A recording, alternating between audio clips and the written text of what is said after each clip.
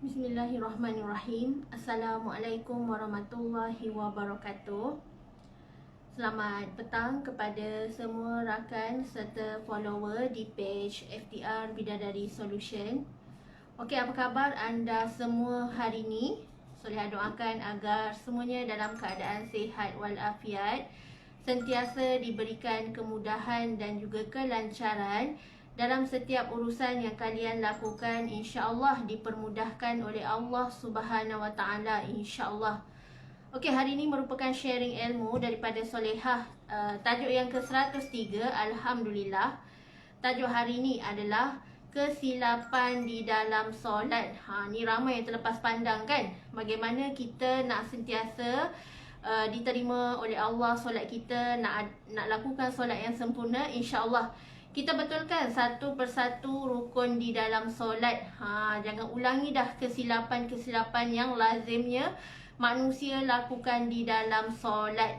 Okey, sebelum tu jom sama-sama kongsikan dan sharekan Soleh punya link page live pada hari ini, supaya lebih ramai orang yang akan dapat manfaat daripada perkongsian ilmu yang berkat, insyaAllah. Okey, jom kita berselawat dan juga berdoa. Semoga Allah memberkati majlis ilmu kita pada hari ini, insyaAllah. Allahumma salli ala Sayyidina Muhammad wa ala alihi Muhammad. Allahumma salli ala Sayyidina Muhammad wa ala alihi Muhammad. Allahumma salli ala Sayyidina Muhammad wa ala alihi Muhammad. Bismillahirrahmanirrahim. Allahumma aftah alaina hikmataka wa ansyur alaina min khazaini rahmatika ya arhamar rahimin. Rabbi syrah li sadri wa yassir li amri wahlul 'uqdatan min lisani yafqahu qawli. Amin ya Allah ya Mujib. Hai, waalaikumsalam Kak Nurul, Umi Afan, Kak Lisha Umairah, Kak Mariam, Kak Ida Ridwan. Okey, alhamdulillah. Waalaikumsalam juga Angah Masyitah dan juga yang lain-lain yang solat terlepas pandang atas tu. Okey, berbalik kepada topik kita hari ini adalah tajuk berkaitan dengan solat. Apakah antara kesilapan yang sering dilakukan oleh kita semua ni? Kadang-kadang terlepas pandang kan, tak sedar, tak perasan, ataupun kita ni dah tahu tapi sengaja tak nak betulkan ke?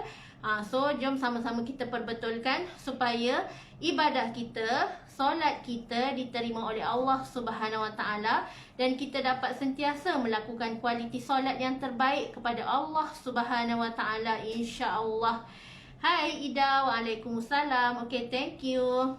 Okey, kesilapan yang pertama yang selalunya manusia lakukan ketika di dalam solat adalah berdiri tak betul, tak berdiri tegak. Sebab rukun pertama di dalam solat adalah mesti wajib berdiri tegak menghadap ke arah kiblat.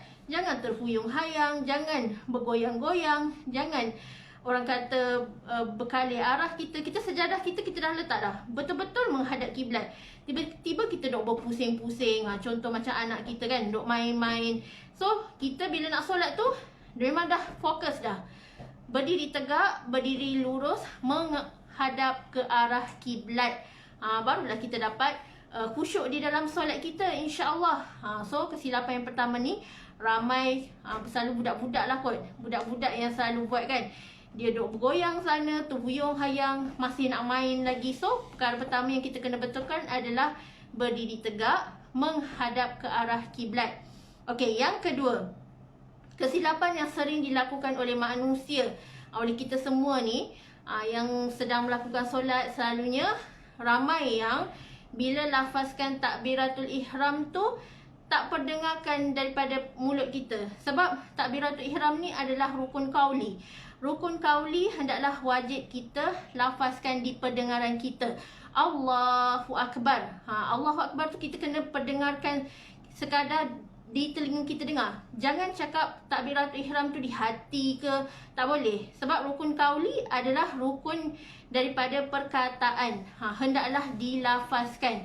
So, kalau kita solat, kita baca niat, and then kita baca niat dalam hati, lepas tu kita nak lafazkan takbiratul ihram tu, kita lafazkan dalam hati. So, tak sah. Kita kena lafazkan daripada mulut kita, perkataan kita, dengar dekat telinga kita Allahu Akbar tu pun sudah memadai. Macam imam lah. Imam solat dekat masjid kan buat disebut Allahu Akbar. So, lafaz takbiratul ihram ni adalah rukun kauli yang mesti dilafazkan daripada mulut kita. Tak boleh lafazkan dekat hati. No, tak boleh. Qalbi, rukun qalbi adalah rukun solat yang lain. Okey. Kesalahan yang ketiga yang selalu dilakukan oleh kita semua ni, kadang-kadang terlepas pandang kan. Bacaan Al-Fatihah. Ni pun sama. Bacaan Al-Fatihah adalah rukun kauli di mana wajib untuk kita lafazkan dan perdengarkan di telinga kita. Jangan bagi desiran angin, contoh macam orang berbisik dalam selimut kan. Macam Yusof Tayyub tu tak boleh. Kita kena lafazkan melalui mulut kita, kita dengar kat telinga kita. Tak perlu kuat. Tak perlu kuat, sekadar dengar dekat telinga kita ni, kita lafazkan surah Al-Fatihah. So, kita tak boleh baca surah Al-Fatihah dalam hati.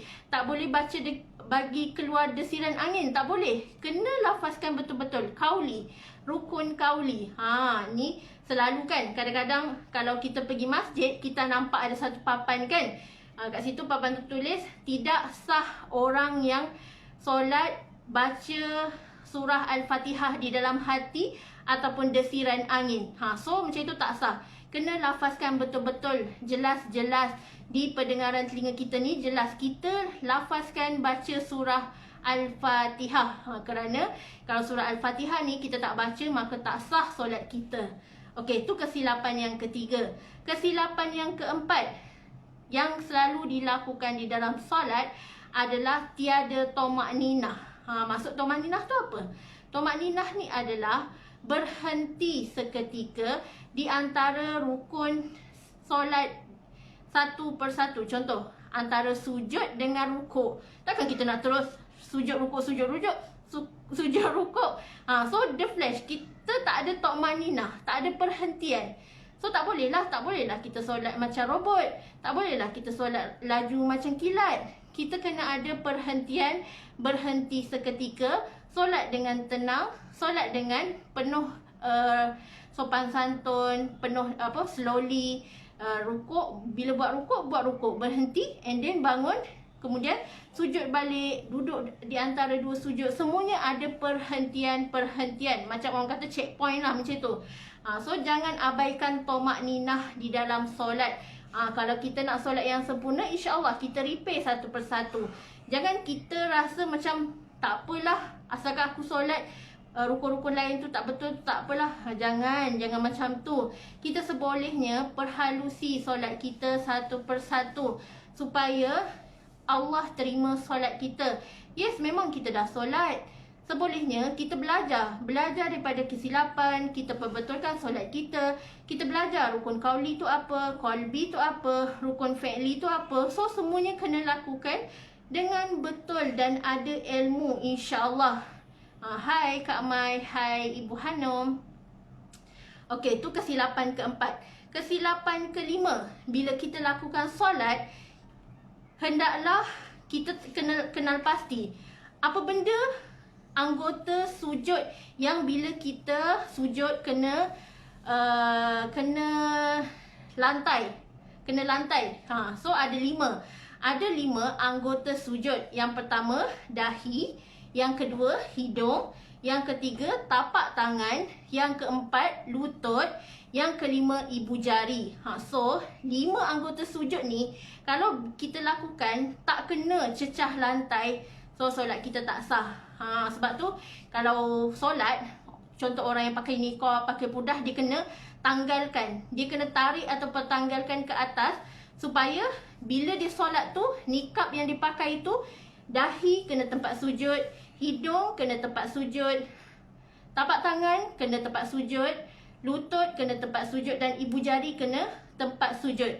Kalau tak kena lantai, maka tak sah solat kita. So kita kena belajar dan cakna supaya kita boleh persembahkan solat yang terbaik. Sebab kadang-kadang ramai yang terlepas pandang kan. Dia tak tahu rukun sujud ni apa. Dia main redah je. Kadang-kadang dahi tak kena lantai, dahi tak kena sejadah tempat sujud kita tu. So tak sah. Kita kena pastikan Tak ada benda yang menutupi anggota-anggota sujud kita ni supaya kita dapat lakukan solat yang terbaik. The best quality of solat. Sebab tu kalau kita tengok, yes dia pakai pudah, tiba-tiba kita tengok waktu solat dia tak tanggal pudah. So macam mana hidung? Hidung dia nak kena ke tempat sujud, nak kena lantai. So kena tanggal waktu solat. Sebab tu perempuan tutup muka ni tak wajib, tetapi sekadar sunat sahaja. Okey, yang seterusnya, kesilapan di dalam solat yang sering dilakukan adalah dada berpaling daripada arah kiblat. So kita dah tahu dah kiblat kita macam ni. Tiba-tiba kita nak berpusing ke belakang, kita membelakangi kiblat. So solat kita tak sah lah. Kita dah tahu kan, kiblat setiap tempat ada. Sekarang ni dah mudah dah. Dah ada aplikasi macam mana nak cari arah kiblat yang betul. So kita kena ikut arah kiblat yang telah ditentukan. Arah kiblat kita adalah di Masjidil Haram. So kita ikut Imam Syafi'i. Imam Syafi'i dah tentukan, kita nak tentukan arah kiblat adalah di Masjidil Haram. Kalau dulu-dulu ikut sejarah Islam, kiblat yang pertama adalah di Masjidil Aqsa. Tetapi kita ikut mazhab Syafi'i dan telah diubah bagaimana kita semua nak solat kena menghadap ke arah kiblat di Masjidil Haram. Okey, yang seterusnya, yang ketujuh, bila kita solat jangan mengenakan pakaian yang nipis. Contohnya, kalau kita nak tahu kita ni tutup aurat sempurna ke tidak, bila kita solat tu, solat kita tu sah. Bermaksud kita labuhkan tudung, kita tutup lengan, kita pakai stoking kaki. Kalau yang macam tiba-tiba travel tak bawa telekong kan.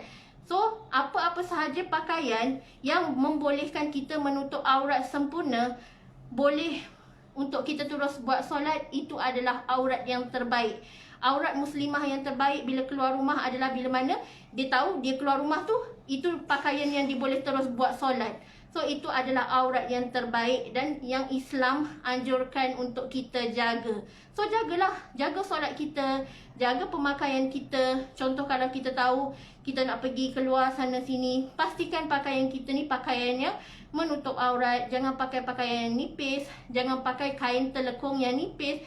Kadang-kadang kesian tengok bila orang pakai kain telekung yang dah lusuh, yang jarang, yang nipis, yang dah bertaik lalat, yang dah berkulat-kulat. So di sini kenapa kita boleh bertukar-tukar baju pakaian kita cantik-cantik, tetapi untuk telekung kita masih berkira-kira. Kita masih nak pakai telekung yang dah berbau lama, malas nak basuh. So sebolehnya kita basuhlah telekung tu seminggu sekali paling kurang. Kalau yang rajin solat apa semua tu, bolehlah basuh 2-3 hari sekali kan. So jaga kebersihan. Islam tu sukakan kebersihan. Islam tu sukakan kecantikan. Dan pastikan bila kita solat pun kita menutup aurat. Tiada aurat yang terdedah.